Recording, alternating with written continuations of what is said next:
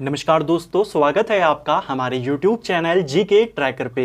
देखिए फ्रेंड्स, आज की क्लास में हम बात करेंगे जो हमारी एक सीरीज है उत्तराखंड जीके एमसीक्यू सीरीज, जिसमें हम उत्तराखंड की सभी इंपॉर्टेंट बुक्स को एमसीक्यू के फॉर्मेट में यहाँ पर कवर कर रहे हैं, जिसके अंतर्गत सबसे पहले अजय रावत जी की पुस्तक को देख रहे हैं और इस सीरीज की आज हम 21वीं क्लास यहाँ पर कवर करेंगे। अभी तक 20 पार्ट्स में 400 क्वेश्चन को सीरियल वाइज हम यहां पर कवर करते हुए आए हैं। एक एक पेज से जितने क्वेश्चन आपके बन सकते हैं उनको देखते हुए आए हैं, जिससे आपकी पूरी जो अजय रावत जी की पुस्तक है एमसीक्यू के फॉर्मेट में कवर हो जाएगी। अगर आपने इस सीरीज की पिछली क्लासेस को नहीं देखा है तो आप उनको प्लेलिस्ट के माध्यम से देख सकते हैं। तो चलिए दोस्तों, आज की क्लास को शुरू करते हैं।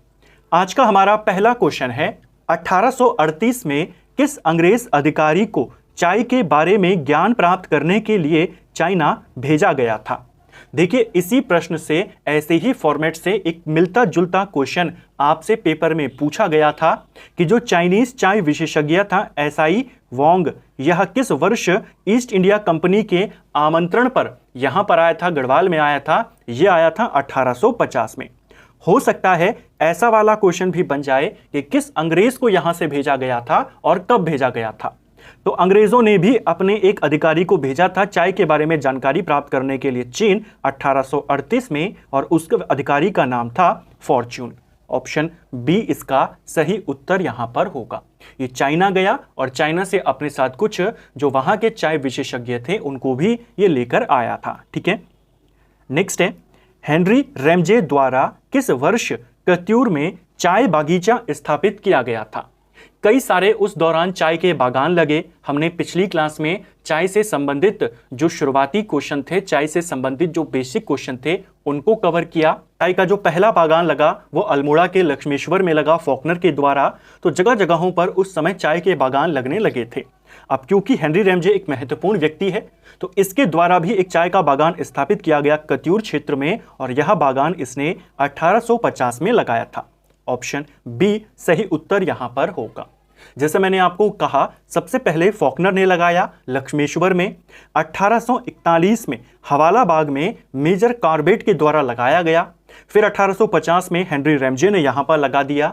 इसी बीच 1844 में देहरादून के क्षेत्र में कौलीगिर नामक क्षेत्र में जेमिसन के द्वारा चाय बागान वहां पर लगाया गया। ठीक है, इसके अलावा एक और क्वेश्चन पेपर में बना है कि 1843 के अंदर पौड़ी और गडोलिया में चाय के बागान किसने लगाए थे? ये लगाए थे कैप्टन हडल्स्टन ने। ठीक है, नेक्स्ट है हमारा, किस वर्ष चीनी चाय विशेषज्ञ एसआई वांग ईस्ट इंडिया कंपनी के आमंत्रण पर गढ़वाल आया था? जैसे मैंने आपको पर कहा, यह एक प्रीवियस ईयर क्वेश्चन है।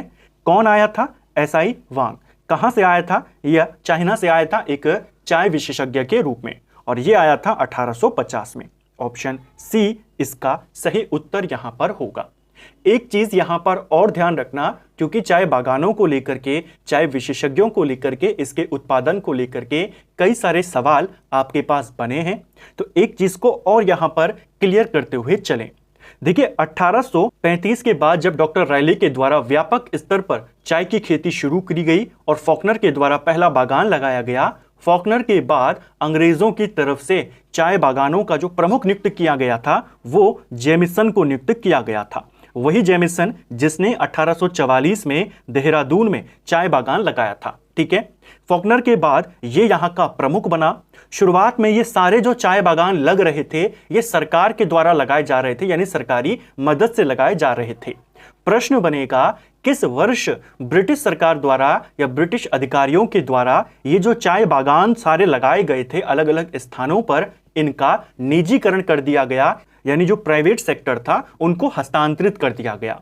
तो इन उद्यानों को प्राइवेट सेक्टर को हस्तांतरित किया गया था 1864 में, और यह काम भी किसने किया था? उसी जेमिसन ने किया था। ठीक है, नेक्स्ट है, निम्न में से किसके द्वारा पौड़ी में सरकारी चाय फैक्ट्री की स्थापना की गई थी? तो देखिए, पौड़ी के अंदर, पौड़ी के समीप सरकारी चाय फैक्ट्री, इसे स्थापित किया गया था D.A. चौफिन के द्वारा। ऑप्शन बी सही उत्तर यहां पर होगा। पौड़ी के नजदीक गड़ौली में यह एक सरकारी चाय फैक्ट्री स्थापित करता है। किस वर्ष करता है उसके बारे में अभी क्लियर जानकारी नहीं है, तो अभी आप केवल इस व्यक्ति का नाम याद करें, क्योंकि इसके वर्ष को लेकर के कुछ जगहों पर 1864 दिया गया है, कुछ जगहों पर 1900 ईस्वी का जो पहला दशक है 1901 से लेकर 10 उसके बीच का दिया गया है। तो अभी आप वर्ष को याद ना करें, केवल इसके नाम को और इसकी लोकेशन को और इसके कार्य को यहां पर याद करें। नेक्स्ट है, निम्न चाय बागान और उन्हें स्थापित करने वाले युग्मों में कौन सा सही सुमेलित नहीं है। चलिए देखते हैं। रामगढ़ में चाय बागान किसने स्थापित किया था? ये डेरियास ने किया था। भवाली में किसने किया था? भवाली के अंदर दो लोगों ने चाय बागान बनाए थे अपने, एक का नाम था न्यूटन और दूसरे का नाम था मुलियन। तो ये भी आपका सही हो जाएगा। घोड़ाखाल में किसने बनाया था? व्हीलर ने बनाया था। ये भी आपका सही है, यानी उपरोक्त सभी यहां पर सही हो जाएंगे। ठीक है। नेक्स्ट है, निम्न में से किसने औपनिवेशिक काल से पूर्व उत्तराखंड में जड़ी बूटियां के व्यापार का उल्लेख किया है? ऐसा ही एक क्वेश्चन आपके पास पेपर में बना था कि हाथ से बने हुए कागज का उल्लेख किसने किया है? तो वो किया था वाल्टन ने। और उत्तराखंड में औपनिवेशिक काल से पहले जड़ी बूटियों के व्यापार का जो उल्लेख किया है वो एटकिंसन ने किया है। ऑप्शन बी सही उत्तर यहां पर हो जाएगा। ठीक है।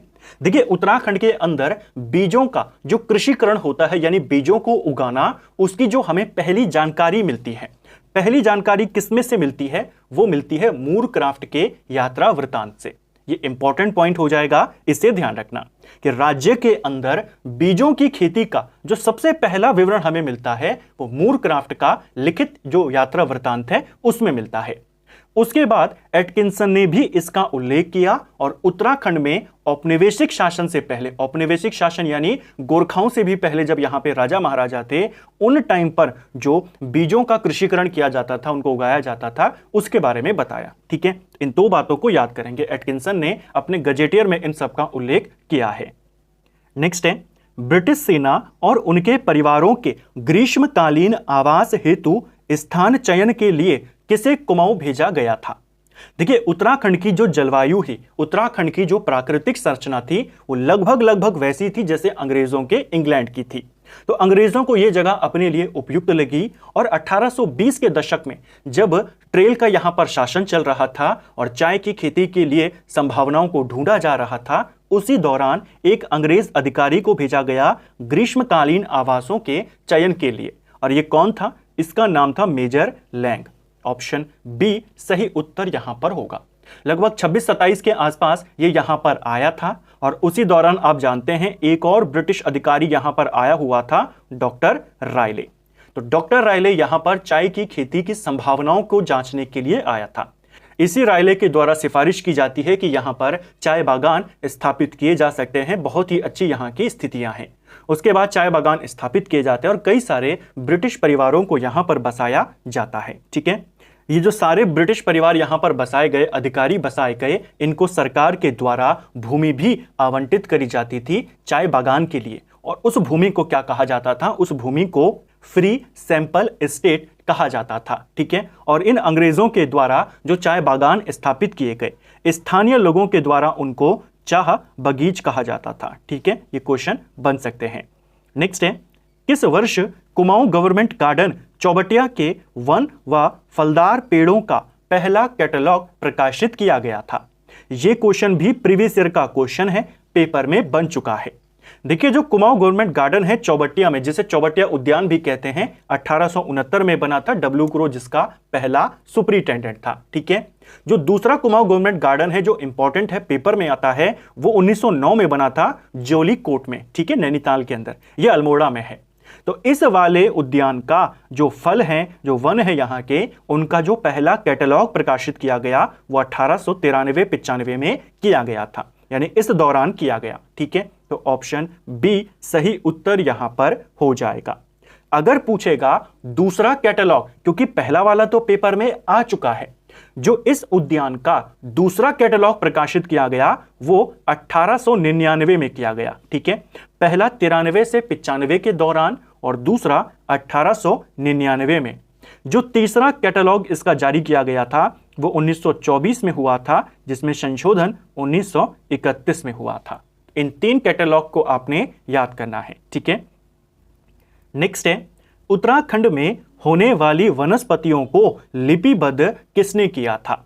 तो उत्तराखंड की वनस्पतियों के बारे में एक बड़ा सा ग्रंथ लिखा था, उन सबको लिपिबद्ध करने का जो काम किया था वो रामलाल शाह ने किया था। ऑप्शन बी सही उत्तर यहां पर होगा। जो नॉर्मन गिल था यह आपके कुमाऊं गवर्नमेंट गार्डन का प्रमुख था। इसी के सहायक के तौर पर काम करता था रामलाल शाह। जब 1922 में नॉर्मन गिल यहां से गया, ब्रिटेन गया, अपनी स्वास्थ्य स्थिति के कारण इलाज के लिए गया, 1924 में उसकी मृत्यु इंग्लैंड में हो जाती है। नॉर्मन गिल के काल को उत्तराखंड में बागवानी का स्वर्ण काल भी कहा जाता है, तो इस वाले फैक्ट को भी याद करेंगे। तो नॉर्मन गिल जब यहां से गया तो जो कार्यभार यहां से सौंप कर गया था वो इन्हीं रामलाल शाह को सौंप कर गया था। रामलाल शाह ने सेवानिवृत्त होने के बाद उत्तराखंड में जितनी वनस्पतियां मिलती हैं उन सब के बारे में लिखना शुरू किया, उनको लिपिबद्ध किया और एक बड़े से ग्रंथ की रचना करी जिसको कहा जाता है फ्लोरा रानीखेत येंसीज। ये क्वेश्चन पेपर में बन सकता है। यह पुस्तक किसकी है? रानीखेत येंसीज फ्लोरा। यह पुस्तक रामलाल शाह की है। 3 खंडों में इस किताब को लिखा गया है। प्रश्न बन सकता है, कुमाऊं में बेलाडोना की खेती किसके द्वारा शुरू की गई थी? देखिए, पहली जो औषधि थी उत्तराखंड में जो उगाई गई वो बेलाडोना था। तो पहली बार उत्तराखंड में बेलाडोना की खेती कुमाऊं में हुई और इसे 1903 में नॉर्मन गिल के द्वारा उगाया गया था। ऑप्शन बी सही उत्तर होगा। चौबटिया उद्यान में नॉर्मन गिल ने इसकी खेती करी थी। ठीक है, नेक्स्ट है, अंग्रेजों द्वारा किस वर्ष रानीखेत में पायरेथ्रम के फूलों की खेती शुरू की गई? देखिए, पायरेथ्रम के फूलों की खेती अंग्रेजों के द्वारा जो शुरू की गई थी यह सेकेंड वर्ल्ड वॉर के दौरान 1944 में करी गई थी। ऑप्शन सी सही उत्तर यहां पर होगा। जो पायरेथ्रम के फूल होते हैं इनसे मलेरिया के जो मच्छर होते थे उनकी दवाएं बनाई जाती थी और इस दवा का इस्तेमाल सेना की मदद के लिए किया जाता था, जो अंग्रेजी सेना उस समय थी। जब सेकेंड वर्ल्ड वॉर चला उससे पहले, सेकेंड वर्ल्ड वॉर चलने से पहले ये जो पायरेथ्रम के फूल थे यह मिलते थे इनको केनिया से इनको मंगाया जाता था भारत में, ताकि सैनिकों के लिए इस दवा को यहां पर बनाया जा सके। सेकेंड वर्ल्ड वॉर के दौरान खासकर 1944 में यह जो आता था केनिया से वो आना बंद हो गया। उसके बाद अंग्रेजों ने चौबटिया में यानी रानीखेत के अंदर डिसीजन लिया कि हम इनके फूलों की खेती को यहां पर उगाएंगे और फिर सेना को वो दवाई दी जाएगी। तो 1944 में रानीखेत के जो छावनी थी रानीखेत के अंदर, वहां का जो जंगल था उसको लीज पर लिया गया और इन फूलों की खेती को यहां पर शुरू किया गया। तो इसको आपने याद करना है। ठीक है, हालांकि सेकेंड वर्ल्ड वॉर के बाद 1946 में इनको बंद कर दिया गया था। ठीक है, इस योजना को, ये जो फूल उगाने की योजना थी। नेक्स्ट है, भेषज मंजरी किसकी रचना है? तो भेषज मंजरी की बात करते हैं, एक इंपॉर्टेंट ग्रंथ हो जाएगा। इसमें देव स्तुति और औषधियों के बारे में काफी ज्यादा लिखा गया है, यानी देवताओं की पूजा, उनकी वंदना करते हुए और औषधियों की वंदना करते हुए यहां पर एक काफी अच्छा वर्णन किया गया है। यह जो पुस्तक है जिसमें देव स्तुति भी है और औषधियां भी हैं, यह जो पुस्तक है इसे गुमानी पंत ने लिखा है। गुमानी पंत जिनको कुमाऊं का आदि कवि माना जाता है, कुमाऊं के पहले कवि माने जाते हैं, बहुत इंपॉर्टेंट व्यक्ति हैं, इन्हीं की ये रचना है। ठीक है, नेक्स्ट है, गुमानी पंत का पूरा नाम क्या था? तो गुमानी पंत की बात करते हैं। इनका जो पूरा नाम था या वास्तविक नाम था, इन्हें लोक रत्न पंत भी कहा जाता है और इनका जो वास्तविक सही में पूरा नाम था वो लक्ष्मी नंदन पंत था। तो 2 नाम आपने याद करने हैं, लक्ष्मी नंदन पंत और लोकरत्न पंत। लोकरत्न पंत आपको ज्यादातर देखने को मिलता है, लेकिन इनका जो पूरा नाम था वो लक्ष्मी नंदन पंत था। ठीक है, इनके पिता का नाम देवनिधि पंत था। पहले इनके दादा से शुरू करते हैं। जो इनके दादा थे उनका नाम था पुरुषोत्तम पंत। पुरुषोत्तम पंत चंद राजाओं के राजवैद्य थे। ठीक है, इनके जो पिता थे, इनके पिता का नाम था देवनिधि पंत। ठीक है, गुमानी पंत के पिता का नाम, इनके पिता का नाम था देवनिधि पंत, जो नेपाल नरेश के राजवैद्य थे। तो क्वेश्चन बनेगा, इनमें से कौन नेपाल राजाओं के राजवैद्य थे और कौन चंद राजाओं के? तो दादा चंद राजाओं के और पिता नेपाल राजा के। ठीक है, कुछ जगहों पर लिखा है कि इनको ये जो गुमानी नाम है इनके पिता के द्वारा दिया गया, और कुछ जगहों पर लिखा है कि काशीपुर का जो नरेश थे गुमान सिंह, उनके दरबार में रहते थे, वहां से इनको ये नाम मिला। हालांकि ज्यादातर जो काशीपुर वाला किस्सा है, काशीपुर वाली जो बात है, उसे सही माना जाता है, तो आपने उसी को याद करना है। ठीक है, क्वेश्चन बनता है ये किसके दरबारी कवि थे? तो शुरुआत में ये काशीपुर के जो नरेश थे गुमान सिंह, उनके दरबार में रहे, बाद में सुदर्शन शाह के दरबार में भी रहे। ठीक है, नेक्स्ट है गुमानी पंथ की रचनाओं का पहला संकलन गुमान नीति को किसने प्रकाशित किया था? तो देखिए, गुमानी पंथ की रचनाओं का जो पहला संकलन था गुमान नीति, इसे प्रकाशित कराया गया था 1894 में रेवा दत्त उप्रेती के द्वारा इसे प्रकाशित किया गया। ऑप्शन बी सही उत्तर यहां पर होगा। इनकी रचनाओं का जो दूसरा संकलन था उसे प्रकाशित किया गया था 1897 में, उसे गुमानी के नाम से प्रकाशित किया गया, जिसे देवीदत्त पांडे ने किया था। तो पहला संकलन इन्होंने, दूसरा संकलन देवीदत्त पांडे ने प्रकाशित किया था। किसका? गुमानी की रचनाओं का। इसके अलावा एक और चीज यहां पर याद करेंगे कि गुमानी पंथ के अब तक के जितने साक्ष्य उनके साहित्य था सबको प्रकाशित किसके द्वारा करवाया गया? तो गुमानी पंथ के अब तक के उपलब्ध साहित्य का प्रकाशन 1997 में कराया गया था, अब तक यानी 1997 तक का, और उसे करवाया था कैलाश चंद्र लोहानी ने। ऑप्शन तब आपका सी सही होता अगर इनके सभी साहित्यों का प्रकाशन के बारे में पूछा होता। ठीक है, तो पहला संकलन रेवादत्त उप्रेती, दूसरा संकलन देवीदत्त पांडे, और समस्त संकलन आप कहेंगे कैलाश चंद्र लोहानी। ठीक है, नेक्स्ट है किस वैद्य का उपनाम कविराज था? तो कौन सा वैद्य था कुमाऊं का जिसे कविराज के नाम से जाना जाता था? बहुत इंपॉर्टेंट हो जाएगा, क्योंकि कौन है? वैद्य हैं, और किस नाम से जाने जा रहे हैं? कविराज के नाम से जाने जा रहे हैं। तो कविराज के नाम से जाना जाता था रामदत्त पंत को। ऑप्शन ए सही उत्तर यहां पर होगा। सीधा क्वेश्चन बन सकता है कौन से वैद्य हैं जो कविराज कहे जाते हैं, या रामदत्त पंत जो कविराज के नाम से फेमस हैं, इनका पेशा क्या था? तो ये एक वैद्य थे। ठीक है, इनका संबंध अल्मोड़ा से था। कलकत्ता से इन्होंने आयुर्वेद को सीखा, बाद में अल्मोड़ा आए। अल्मोड़ा में इन्होंने एवी प्रेस की स्थापना करी, और इसी प्रेस के माध्यम से इनकी रचनाओं को प्रकाशित किया जाता था, और इनका नाम पड़ गया कविराज। ठीक है, नेक्स्ट है गोपेश्वर में जड़ी बूटी शोध एवं विकास संस्थान की स्थापना कब करी गई थी? तो जड़ी बूटी शोध विकास संस्थान कहां है? पहला क्वेश्चन तो ये है, ये आपके गोपेश्वर में है, और इसे 1989 में प्रकाशित या स्थापित किया गया था। ऑप्शन सी सही उत्तर यहां पर हो जाएगा। ठीक है, एक क्वेश्चन और बनता है उच्च स्थलीय पौध शोध संस्थान, ये कहां पर है? ये आपके श्रीनगर में है, जिसे 1979 में स्थापित किया गया था। अगला, कुमाऊं वाटर रूल्स कब बनाए गए थे? कई बार हमने इनको देखा है, कुमाऊं वाटर रूल्स यानी कुमाऊं जल नियम। तो कुमाऊं जल नियम ये बनाए गए थे 1917 के अंदर। ऑप्शन बी सही उत्तर यहां पर हो जाएगा। क्वेश्चन बनता है किस एक्ट के आधार पर कुमाऊं जल नियम बनाए गए? तब आप कहेंगे 1874 का जो शेड्यूल डिस्ट्रिक्ट एक्ट था। यह नियम जो कुमाऊं जल नियम थे, कुमाऊं वाटर रूल्स, इन्हें 1917 में बनाया गया। इसके तहत एक डिसीजन यहां पर लिया गया कि घराटों और सिंचाई नहरों का अगर आपको निर्माण करना है तो अनुमति आपको लेनी होगी। तो क्वेश्चन बनेगा घराटों और सिंचाई नहरों के निर्माण के लिए किस वर्ष अनुमति को अनिवार्य किया गया? तब आप कहेंगे 1917, जब कुमाऊं वाटर रूल्स बने थे। इस नियमों में संशोधन कब किया गया? तो संशोधन किया गया 1930 के अंदर। ठीक है, जो ये कुमाऊं वाटर रूल्स हैं जो 1917 में आए हैं, इनमें संशोधन हुआ है 1930 में। संशोधन के तहत एक इंपॉर्टेंट चेंज यहां पर किया गया कि जो घराट हैं और जो गुल हैं, हमारी जो नहर हैं, उनको अलग अलग दर्जा दे दिया गया। तो अंग्रेजों के द्वारा घराटों और कुलों को यानी नहरों को अलग अलग दर्जा कब मिला? आप कहेंगे 1930, जब इन नियमों में संशोधन किया गया। ठीक है, नेक्स्ट है कुमाऊं के तराई क्षेत्र में नहर प्रणाली किसने विकसित करी थी? तो कुमाऊं में तराई क्षेत्र में नहर प्रणाली को विकसित किया था कैप्टन जोन्स ने। ऑप्शन ए सही उत्तर होगा। देखिए, तराई के अंदर नहरों का जाल बिछाने का जो श्रेय जाता है वो हेनरी रैमजे को जाता है। ठीक है, क्वेश्चन बनेगा तराई में नहरों का जाल किसने बिछाया? तब आप कहेंगे हेनरी रैमजे ने। लेकिन अधिकारी कौन था? क्षेत्र में जो नहर प्रणाली है उसे विकसित किसने किया है? तब आप कहेंगे कैप्टन जोन्स। 1861 के करीब इसने यह काम किया था। ठीक है, रैमजे के ही काल में। ऐसा ही क्वेश्चन अगर बनेगा कि काशीपुर परगने में नहर प्रणाली किसने विकसित करी थी? तो काशीपुर में वो किया था जेसी मैकडॉनल्ड ने। ठीक है, निम्न में से किस अधिकारी द्वारा तराई में बंदोबस्त किए गए थे।